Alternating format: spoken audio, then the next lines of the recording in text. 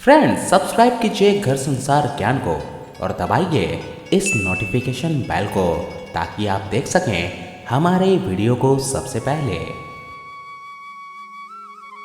मध्य रात्रि के घंटे की चोट पर जब सारी दुनिया सो रही होगी, भारत जीवन और स्वतंत्रता के लिए जागेगा।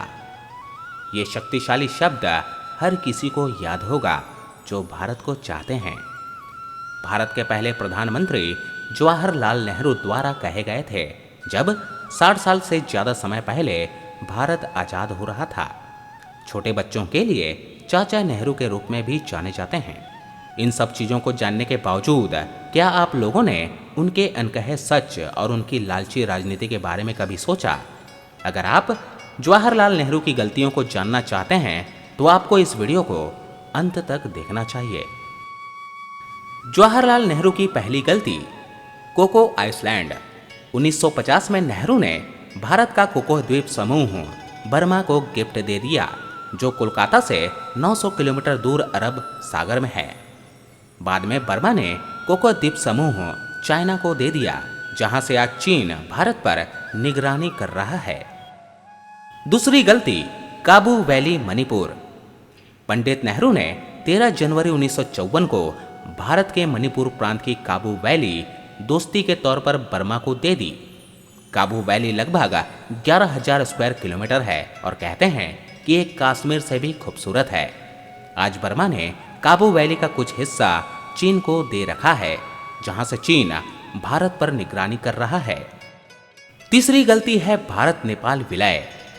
1952 में नेपाल के तत्कालीन राजा त्रिभुवन विक्रम शाह ने नेपाल को भारत में विलय कर लेने की बात पंडित नेहरू से कही, लेकिन पंडित नेहरू ने यह कहकर उनकी बात टाल दी कि नेपाल भारत में विलय होने से दोनों देशों का फायदे के बजाय नुकसान ही होगा और नेपाल का टूरिज्म भी बंद पड़ेगा। चौथी गलती, यूएन परमानेंट सेट। नेहरू ने 1953 में अमेरिका की उस पेशकश को ठुकरा दिया था जिसमें भारत से सुरक्षा परिषद यानी यूनाइटेड नेशन के अस्थायी सदस्य के तौर पर शामिल होने को कहा गया था। इसकी जगह नेहरू ने चीन को सुरक्षा परिषद में शामिल करने की सलाह दे डाली। आज भी चीन पाकिस्तान के साथ मिलकर भारत के कई प्रस्ताव यूएन में नामंजूर करता है। हाल ही में दहशतवादी मसूद अजहर को अंतर्राष्ट्रीय दहशतवादी घोषित करने का भारत का प्रस्ताव यूएन में चीन ने ठुकरा दिया है।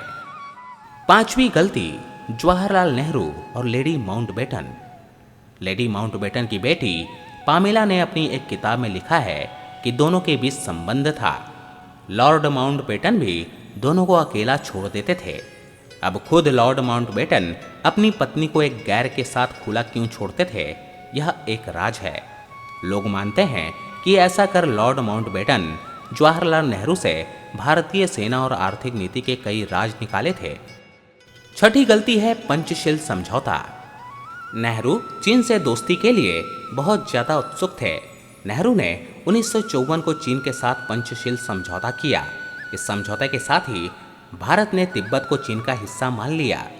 नेहरू ने चीन से दोस्ती की खातिर तिब्बत को भरोसे में लिए बिना उस पर चीन के कब्जे को मंजूरी दे दी। बाद में 1962 में जब भारत चीन युद्ध हुआ तो चीनी सेना इसी तिब्बत के मार्ग से भारत के अंदर तक घुस आई। सातवीं गलती, 1962 भारत चीन युद्ध। चीनी सेना ने 1962 में भारत को हरा दिया। हार के कारणों को जानने के लिए भारत सरकार ने लेफ्टिनेंट जनरल हेडरसन और कमांडेंट ब्रिगेडियर भगत के नेतृत्व में एक समिति बनाई थी। दोनों अधिकारियों ने अपनी रिपोर्ट में हार के लिए प्रधानमंत्री जवाहरलाल नेहरू को जिम्मेदार ठहराया।